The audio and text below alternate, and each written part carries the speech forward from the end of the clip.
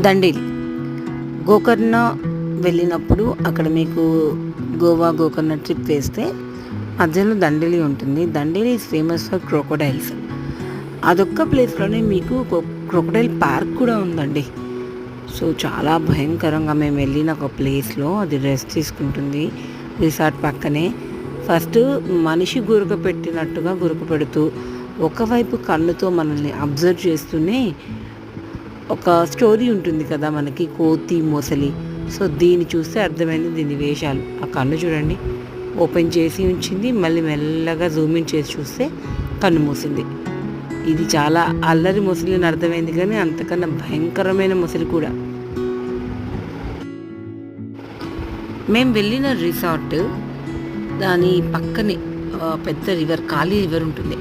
కాళీ రివర్లో crocodile చాలా famous అన్నట్టు. So చూడండి రివర్ ఎంత బాగుందో.